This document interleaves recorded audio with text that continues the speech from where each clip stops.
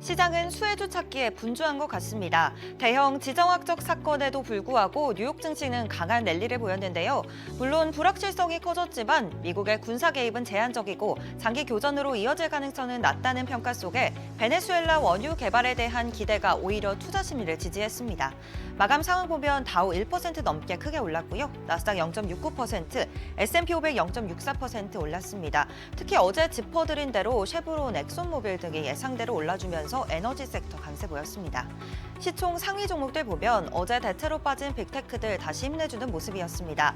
알파벳 0.63% 올랐는데요. 삼성전자가 기존 4억대에만 탑재했던 제미나이를 8억대로 늘리기로 했다는 소식이 호재로 작용했습니다. 아마존은 인공지능 비서 서비스 이 알렉사 플러스 웹 버전을 출시한다고 밝히면서 3% 가까이 크게 뛰었습니다. 애플은 1% 넘게 빠졌고 엔비디아도 소폭 하락했습니다. 시총 6위부터도 보면 7거래일 연속 하락세를 이어갔던 테슬라는 오늘 상승 전환했습니다.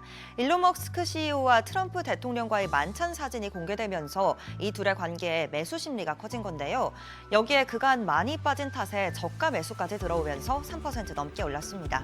반면 일라이 릴리는 오늘 3% 넘게 빠졌습니다. 노보노디스크의 경구용 비만 치료제가 미국에 진출했다는 소식이 전해지면서 주가를 끌어내렸습니다.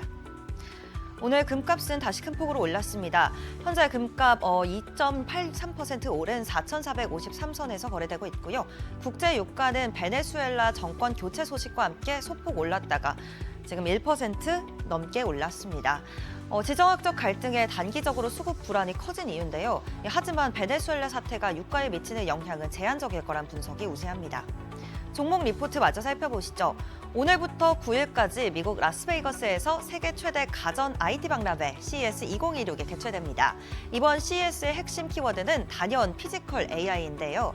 AI가 더 이상 데이터 센터에 머무는 게 아니라 이 가전과 로봇, 자동차 등 현실 세계에서 직접 작동하는 단계로 진입했다는 점이 강조됐습니다. 또 오늘 우리 시간 새벽 개막을 앞두고 엔비디아 젠슨 황 CEO의 기조 연설이 있었는데요. 그 내용 자세히 짚어보겠습니다. 엔비디아는 자율주행차 개발을 돕는 오픈소스 AI 모델 알파마이오를 공개했습니다. 인간처럼 상황을 추론하고 판단할 수 있도록 설계된 모델로 도로 위에서 발생하는 복잡한 돌발 상황 대응에 특화되어 있습니다. 엔비디아는 이를 통해 레벨 4 자율주행 상용화를 앞당긴다는 계획입니다. 엔비디아는 또 차세대 AI 슈퍼컴퓨팅 플랫폼 베라 루빈을 공식 발표했습니다. 루빈은 CPU와 GPU를 포함한 이 6개 칩을 하나의 시스템으로 통합 설계한 플랫폼인데요. 추론 토큰 비용을 최대 90%까지 낮추고 이전 세대인 블랙웰보다 3.5배 높은 효율을 갖춘 게 특징입니다. 젠슨 황 CEO는 현재 양산 단계까지 들어갔다고 밝혔습니다. 마이크로소프트, 구글, 아마존, 오픈 AI 등 주요 글로벌 빅테크 기업들이 2026년도 하반기부터 본격 도입할 계획을 밝혔습니다. 차세대 AI 인프라의 표준이 엔비디아 중심으로 재편되고 있다는 평가도 나옵니다.